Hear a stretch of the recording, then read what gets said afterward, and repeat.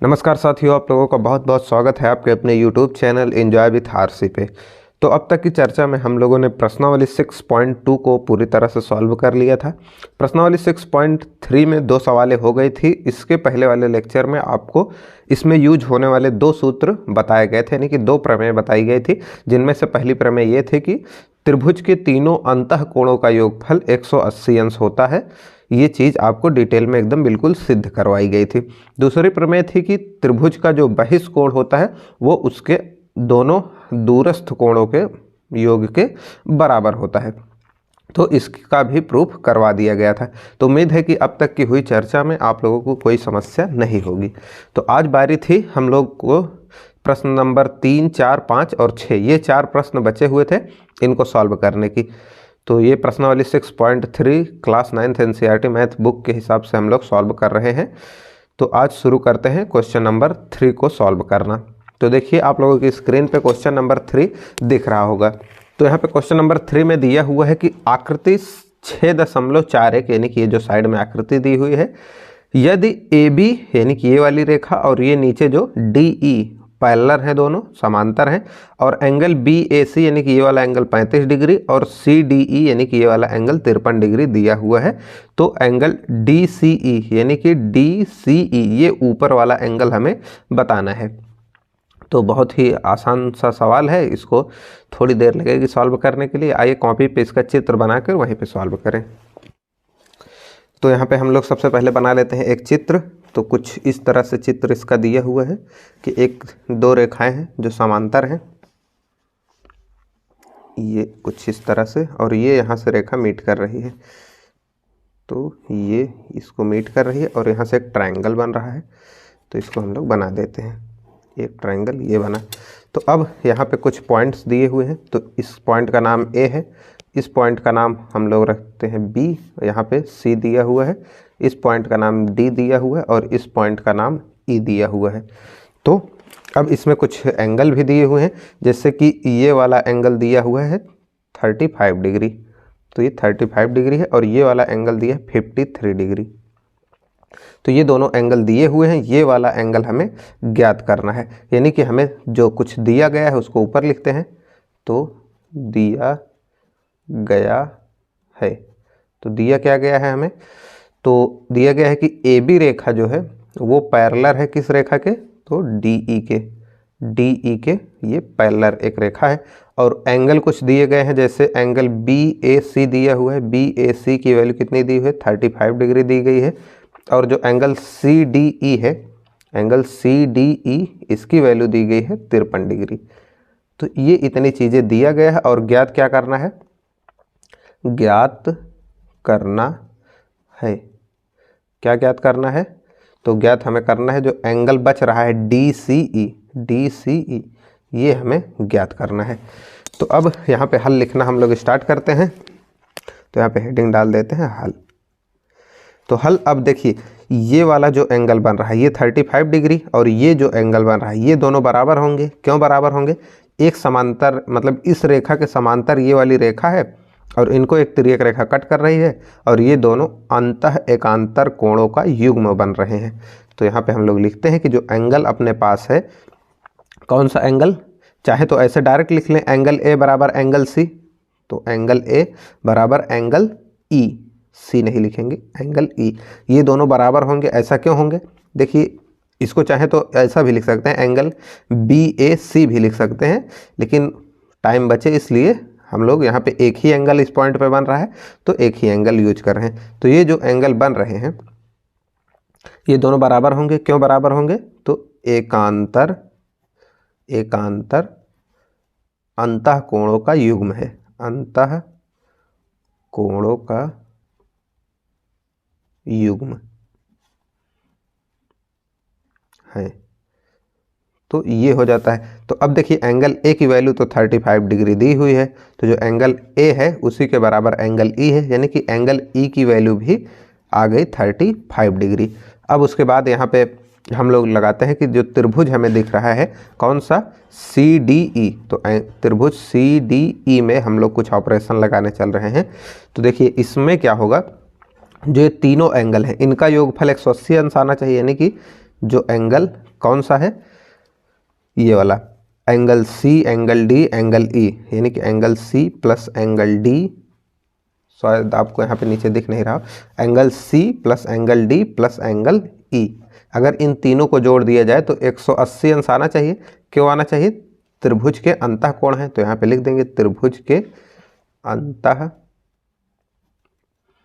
कोण है, तो इस वजह से इनका योगफल 180 आना चाहिए। अब इसमें त्रिभुज जो एंगल सी दिया हुआ है ये तो दिया नहीं है, यही ज्ञात करना है, तो इसको हम लोग ऐसा लिखते हैं कि ये जो एंगल सी है इसको हम ऐसा भी कह सकते हैं डी सी ई, तो एंगल डी सी ई इसको रख देते हैं, प्लस एंगल डी को क्या रख सकते हैं, तो एंगल डी जो है 53 डिग्री है, तो इसको हम लोग 53 डिग्री रख देते हैं, और जो एंगल ई है वो 35 डिग्री निकल कर आया है, तो यहाँ पे 35 डिग्री रखते हैं, और ये 180 डिग्री के बराबर होता है। यहाँ पे डिग्री लगाना आप लोग मत भूलिएगा। अब इन दोनों को जोड़ते हैं तो एंगल डी सी ई ऐसे ही रहा, प्लस इनको दोनों को अगर जोड़ेंगे तो 88 डिग्री आएगा, 5 3 8 5 3 8, तो इस तरफ से 180 डिग्री। अगर ये उधर जाएगा माइनस हो जाएगा, तो जो एंगल डी सी ई निकल कर आया वो कितना आया, 92, यानी कि 92 डिग्री। 80 तो डायरेक्ट घट गया, 8 इधर से घटा दें 100 के, तो ये निकल कर आता है 92 डिग्री। तो उम्मीद है कि यहाँ तक की सवाल आपको अच्छे से समझ में आ गई होगी, यहाँ तक कोई प्रॉब्लम नहीं होगी।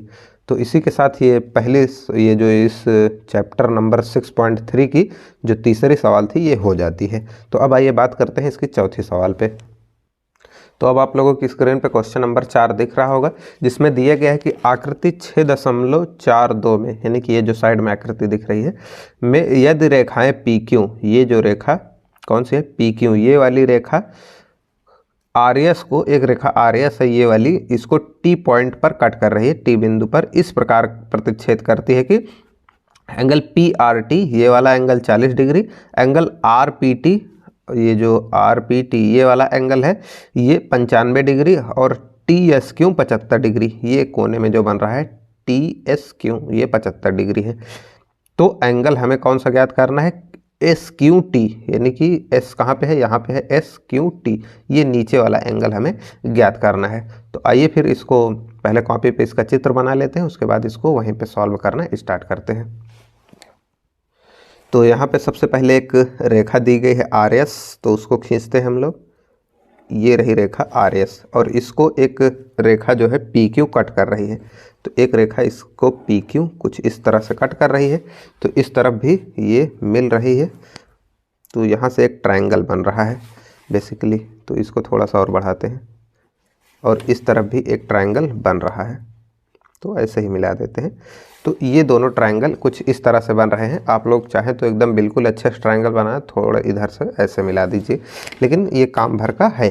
तो यहाँ पे जो पॉइंट अपने दिए हुए हैं, ये कौन सा पॉइंट था, तो ये आर एस एक रेखा थी, और यहाँ पे एक रेखा पी क्यू थी, ये वाली रेखा पी है और ये वाला पॉइंट क्यू है, और ये दोनों कट कहाँ पे कर रही थी, तो टी पॉइंट पे ये कट कर रही थी। अब कुछ एंगल दिए हुए थे अपने इसमें, तो ये जो एंगल पी था ये 95 डिग्री दिया हुआ था, ये वाला जो एंगल बन रहा है ये 40 डिग्री दिया हुआ था, और ये वाला जो एंगल बन रहा है ये 75 डिग्री दिया हुआ था, 75 डिग्री, और इस एंगल को हमें ज्ञात करना था। तो यहाँ पे लिखते हैं दिया गया है, तो क्या क्या दिया गया है, तो आर पी टी जो एंगल है, जो एंगल आर पी टी है इसकी वैल्यू दी गई है 95 डिग्री, और ये जो पी आर टी है, एंगल पी आर टी, इसकी वैल्यू दी गई है 40 डिग्री, और जो एंगल कौन सा है टी एस क्यू है, एंगल टी एस क्यू है, इसकी वैल्यू दी गई है 75 डिग्री 75 डिग्री। और ज्ञात क्या करना है हमें, तो ज्ञात करना है हमें एंगल जो है करना है, तो क्या ज्ञात करना है, तो एंगल टी क्यू एस की वैल्यू हमें ज्ञात करनी है। तो इतनी सी बात। तो एक बार अगर मोटा मोटी देखें हम लोग तो कुछ इस तरह से होगा, ये एक बाह्य कोण बन रहा है, तो इन दोनों की योग के बराबर होगा, या इस त्रिभुज में हम पहले देखते हैं।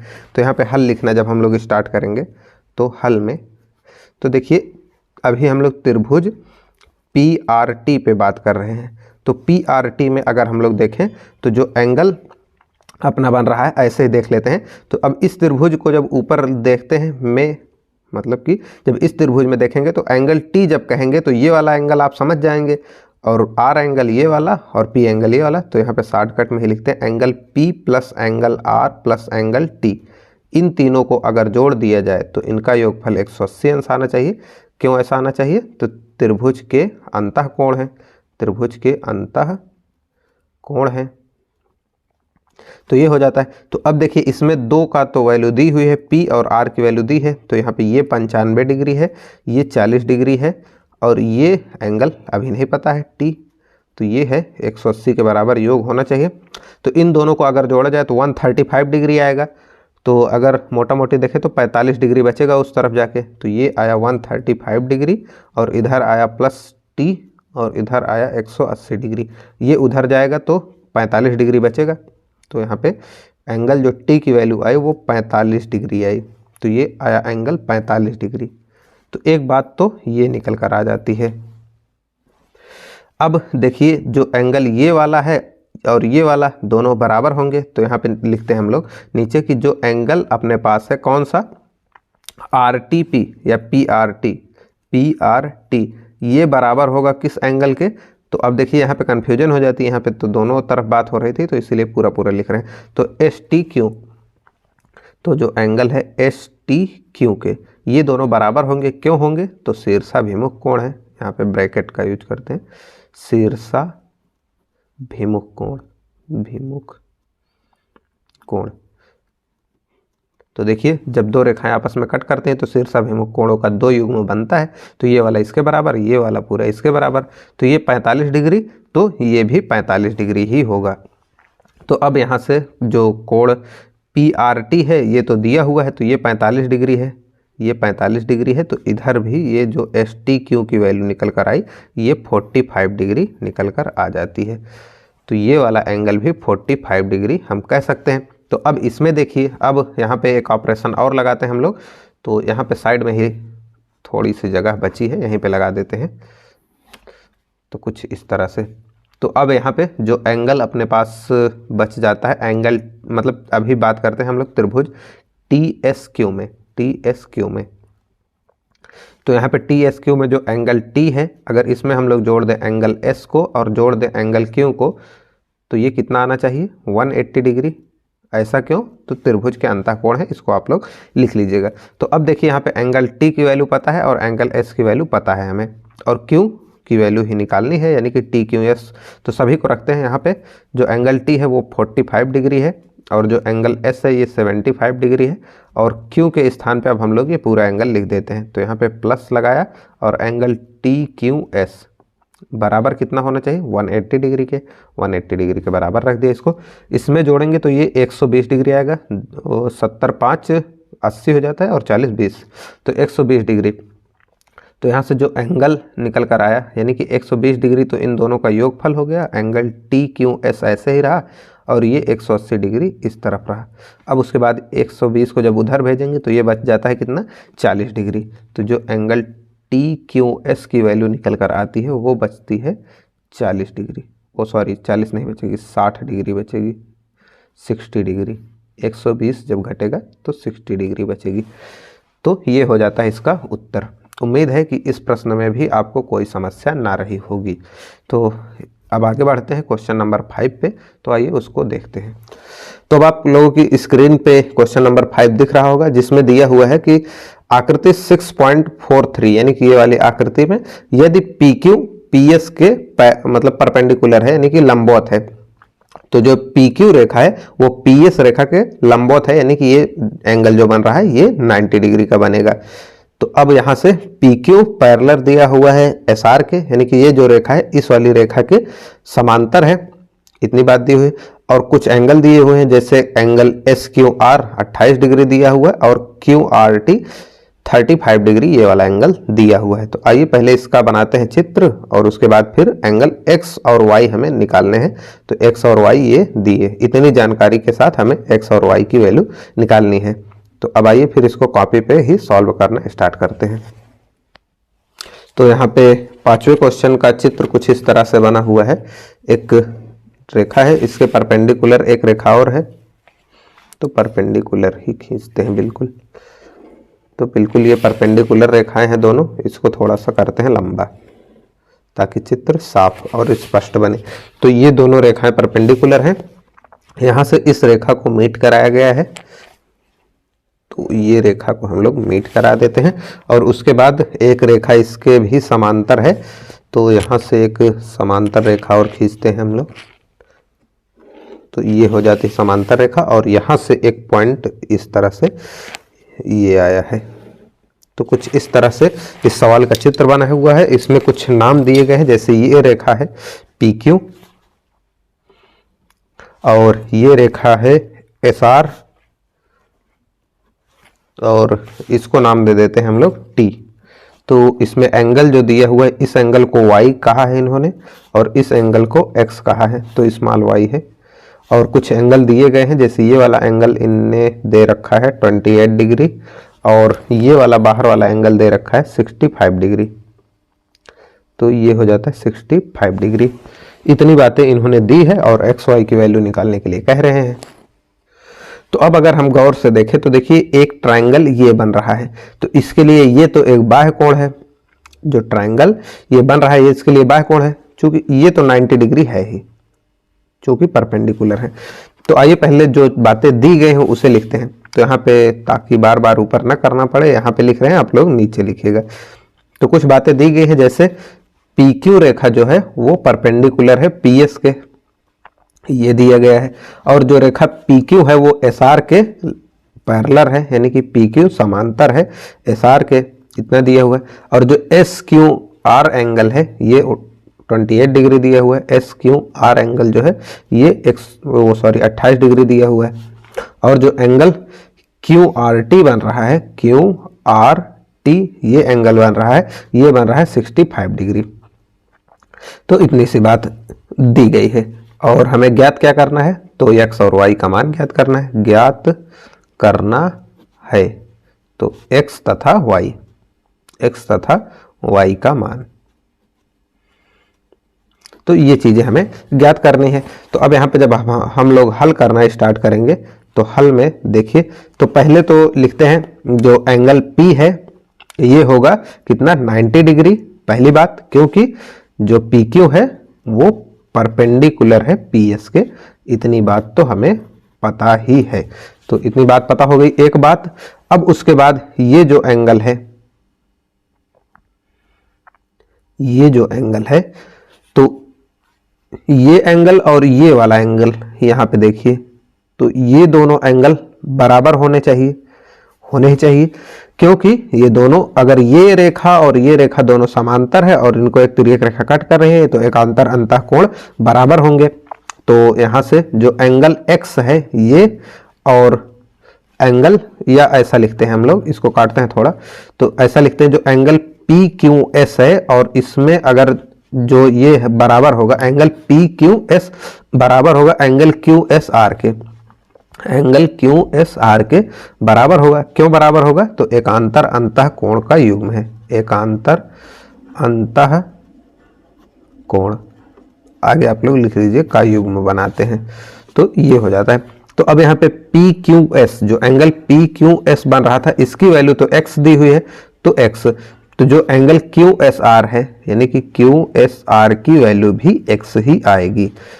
तो ये हो जाती है अपनी दूसरी बात, तो ये हो जाता है x। तो अब देखिए, ये जब इसके परपेंडिकुलर है तो इस रेखा के भी परपेंडिकुलर होगा, क्योंकि दोनों रेखाएं समांतर हैं। तो ये जो x और y की वैल्यू है, ये दोनों को अगर ऐड कर दिया जाए तो ये 90 बनना चाहिए। या ऐसे ना देखना चाहे हम लोग, तो ऐसे देखते हैं त्रिभुज, इसमें हम लोग बात करें तो जो इन दोनों का योग हो, यानी कि टोटल 180 होना चाहिए, तो इन दोनों का योगफल भी 80 होना चाहिए, तभी ये जुड़कर 180 होंगे। तो चाहे आप लोग ऐसा देख लीजिए कि ये दोनों बराबर हैं, या ऐसा देख लीजिए कि, या यहीं पे लिखते हैं कि एंगल जो x है, x प्लस y की वैल्यू जो होगी वो 90 डिग्री होगी। तो या तो ऐसा देख लीजिए, या ऐसा कह लीजिए कि त्रिभुज, यहाँ पे लिखते हैं इस या वाले पॉइंट को, या इसको लगाते हैं हम लोग यहाँ पे शायद आपको नीचे नहीं दिख रहा होगा। तो एक्स वाई की वैल्यू 90 डिग्री होगी, या अगर हम लोग चाहें तो त्रिभुज पी क्यू एस में ऑपरेशन लगाते हैं, तो यहाँ पे 90 को जोड़ दिया जाए प्लस x को जोड़ दिया जाए प्लस y को जोड़ दिया जाए तो 180 के बराबर आना चाहिए। क्यों आना चाहिए? त्रिभुज के अंतःकोण है, बार बार लिखने का कोई मतलब है नहीं। तो x प्लस वाई की वैल्यू यहाँ से भी 90 डिग्री आती है। तो आप लोग चाहे तो यहाँ से ले लीजिए, चाहे तो यहाँ से ले लीजिए। तो यानी कि टोटल x प्लस वाई की वैल्यू 90 डिग्री आ गई। तो अब ये अगर x की वैल्यू अगर हम लोग केवल देखें तो x की वैल्यू कितनी, तो चाहे तो ऐसा रखें, कोई बात नहीं, ऐसा रखते हैं हम लोग। तो अब देखिए त्रिभुज, इस वाले त्रिभुज के लिए ये एक बाह्य कोण है, तो जो एंगल Q है यानी कि एंगल QSR है, एंगल QSR है, अगर इसमें हम लोग एंगल SQR को जोड़ दें, SQR को, तो ये होना चाहिए कितना, तो 65 डिग्री के बराबर होना चाहिए, क्योंकि ये 65 जो है ये बाह्य कोण है। तो अब उसके बाद इसको अगर इसमें देखिए इसकी वैल्यू तो निकाल चुके हैं हम लोग यहाँ से कि x डिग्री है QSR की, तो QSR की डिग्री x वैल्यू है और इसकी दी हुई है 28 डिग्री और इस तरफ 28 डिग्री और इस तरफ है 65 डिग्री। तो अब इस 28 को इधर भेजेंगे तो ये माइनस होगा, तो x जो घट कर आएगा तो यहाँ से 35 और 2 37 डिग्री, तो ये 37 डिग्री आ जाता है। और अब यहाँ पे हम लोग x प्लस वाई का मान 90 डिग्री देख चुके हैं। तो अब यहाँ पे इसको अगर हम लोग देते हैं समीकरण एक नाम, तो x का मान नीचे लिखते हैं, x का मान समीकरण एक में रखने पर, मान समीकरण एक में, यहाँ पे सॉरी रोमन का यूज किया गया है तो यहाँ भी रोमन ही करिए। तो x का मान समीकरण एक में रखने पर, तो जब x प्लस वाई बराबर 90 डिग्री ये दिया हुआ था समीकरण, x की वैल्यू आई है 37 डिग्री प्लस y ऐसे ही रहा 90 डिग्री, ये ऐसे ही रहा, और इस 37 डिग्री को जब उस तरफ भेजेंगे तो ये माइनस हो जाएगा, तो y की टोटल वैल्यू जो निकल कर आती है वो आ जाती है 53 डिग्री। चूंकि यहाँ पे 3 ऐसे ही बचा हुआ है और अगर 40 पूरा माइनस करें तो 50 बचेगा, 3 कम माइनस करें तो इसलिए 3 उधर ऐड हो जाएगा। तो ये हो जाता है y का मान 53 डिग्री यानी कि 53 डिग्री। तो उम्मीद है कि ये सवाल भी आपको अच्छे से समझ में आ गई होगी। अगर ना आई हो तो प्लीज़ एक बार वीडियो को रिवाइज कीजिए, यानी कि जहाँ से ये सवाल बताई गई है वहीं से एक बार पुनः देख लीजिए, आपको ये सवाल समझ में आ जाएगी। तो इस तरह से क्वेश्चन नंबर 5 भी सॉल्व हो जाता है। अब इसकी एक सवाल बच जाती है क्वेश्चन नंबर 6, तो आइए उस पर भी बात कर ली जाए।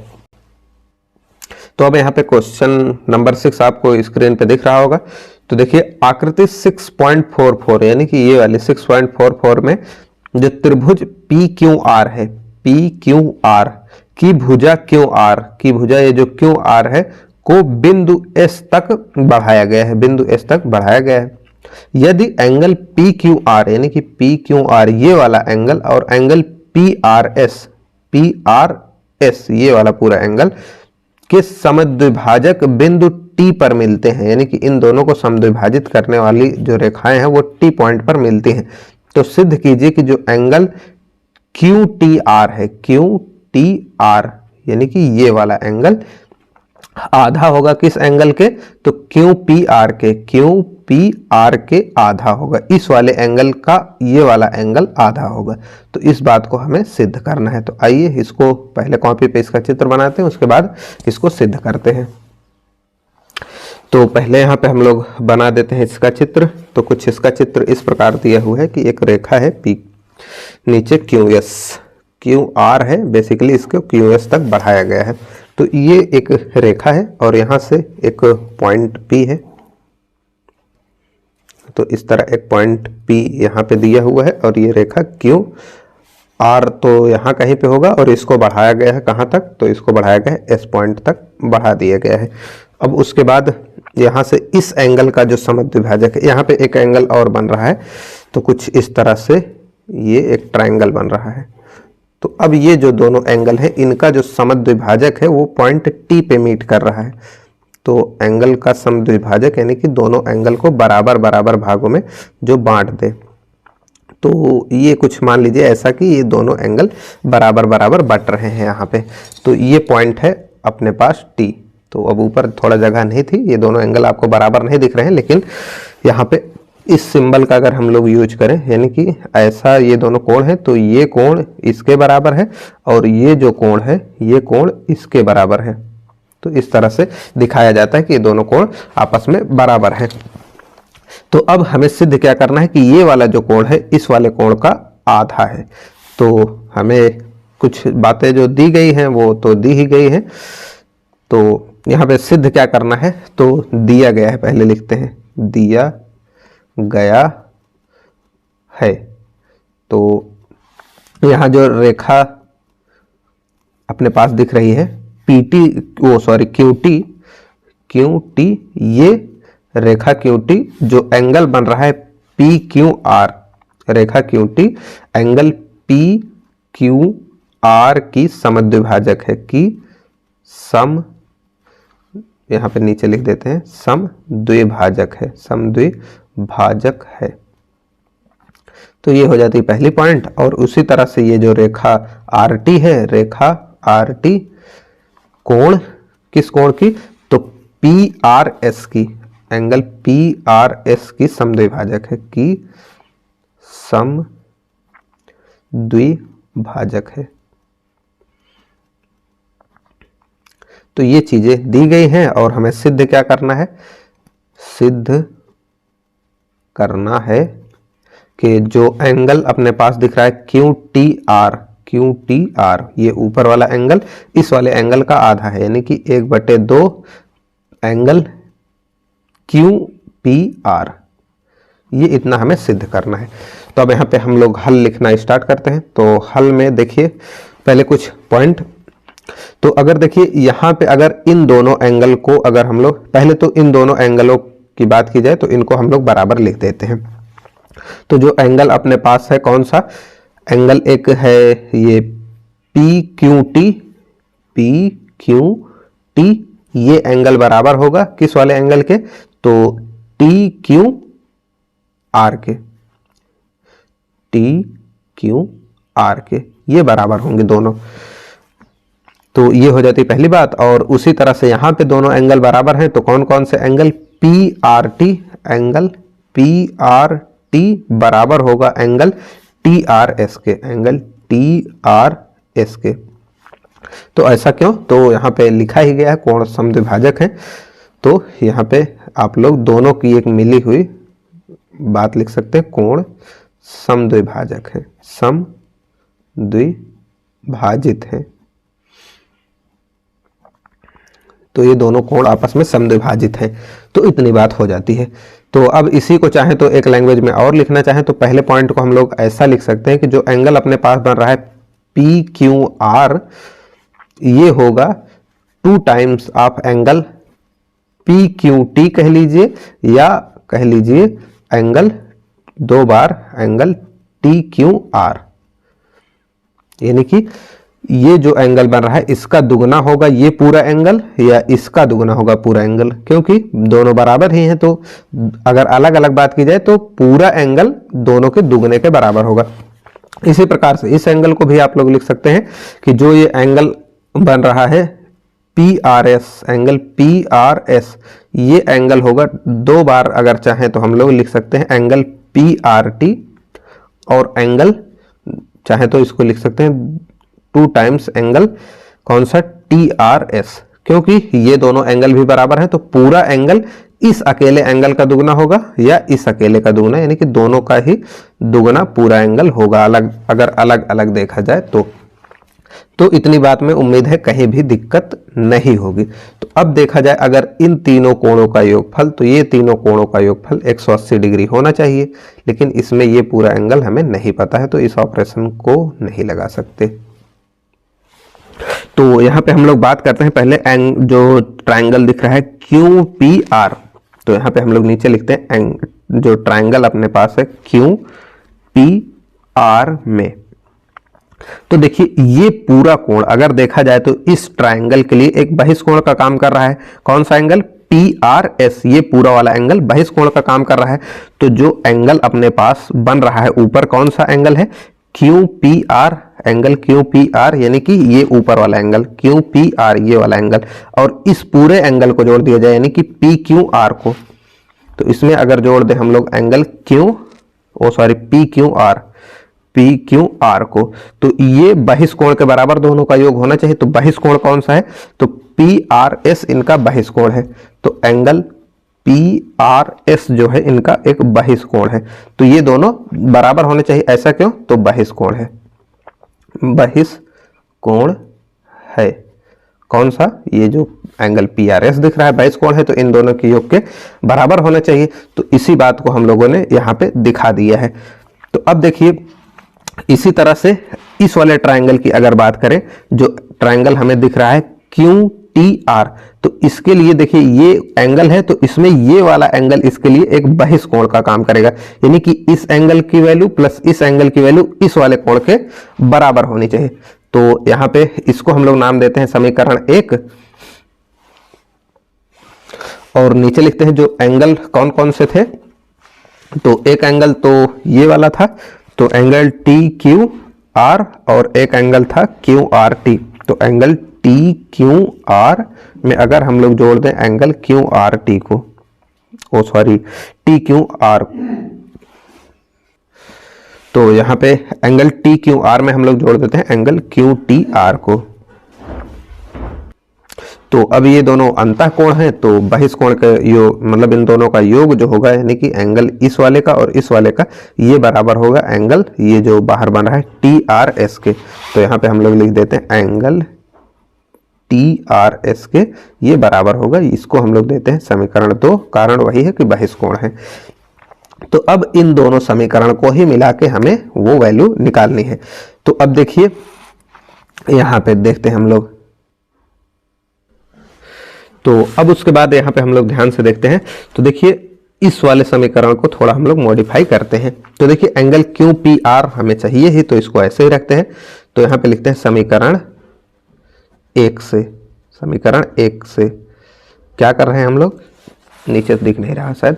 तो समीकरण 1 में हम लोग क्या कर रहे हैं? तो एंगल क्यू पी आर को ऐसे ही रखते हैं, क्यू पी आर को ऐसे ही रखा गया। और उसके बाद फिर था plus angle P Q are. तो यहाँ पे ऊपर देखिए एंगल पी क्यू आर को हम लोग ऐसा भी लिख सकते हैं, two time angle P Q T, यानी कि पी क्यू टी ये वाला एंगल, या 2 टाइम लिख सकते हैं एंगल टी क्यू आर। तो एंगल टी क्यू आर, तो इस वाले को लेना हमारे लिए उचित होगा, क्योंकि इस वाले ट्रायंगल में और इस वाले ट्रायंगल दोनों में है, तो इसी को हम लोग रखते हैं। तो यहाँ पे angle two time angle T Q R इसकी जगह पे रख दिया। और उसके बाद इसको देखें अगर हम लोग, तो पी आर एस एंगल जो अपने पास है, पी आर एस ये पूरा एंगल, ये 2 टाइम है किसके?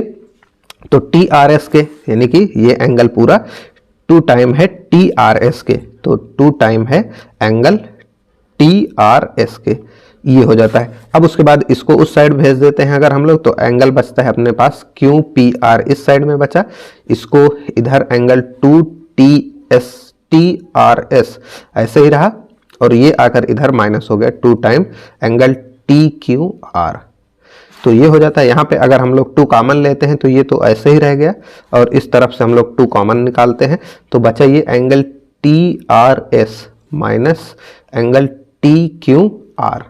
तो अब देखिए समीकरण 2 को ध्यान से देखिए। तो टी आर एस यानी कि ये एंगल टी आर एस है ही, अगर इसको इधर भेज दिया जाए तो यही पूरा बन जाएगा, और इस तरह बचेगा टी क्यू आर। तो यहां पे लिख दीजिएगा समीकरण 2 से। तो समीकरण 2 से जो एंगल टी क्यू आर का मान रखने पर इसका मान रखने पर क्या हो रहा है? तो एंगल क्यू पी आर बराबर 2 टाइम्स ये कितना आ गया? तो एंगल टी क्यू आर ही रखा जाएगा। तो एंगल टी क्यू आर ये रखा गया। इस 2 को इस साइड भेज देते हैं, तो ये जो एंगल निकल कर आता है टी क्यू आर एंगल, ये हो जाता है half of angle Q P R के। तो यही बात हमें सिद्ध करनी थी। ऊपर देख लीजिए आप लोग, सिद्ध करने वाले पार्ट में क्या लिखा हुआ था? तो यहाँ पे लिखा हुआ था क्यू टी आर हाफ है इसके तो थोड़ा सा शायद मिस्टेक हुई है। हाँ, तो यहाँ से एंगल टी क्यू आर का मान ना निकाल कर हम लोग किसका मान निकाल रहे थे, तो क्यू टी आर की वैल्यू हमें चाहिए थी। ये सॉरी, यहाँ पे कौन सा था, टी क्यू आर ये था, और यहाँ पे टी आर ये वाला बच रहा था। तो यहाँ पे बच क्या रहा था, Q T R, Q T R ये बच रहा था।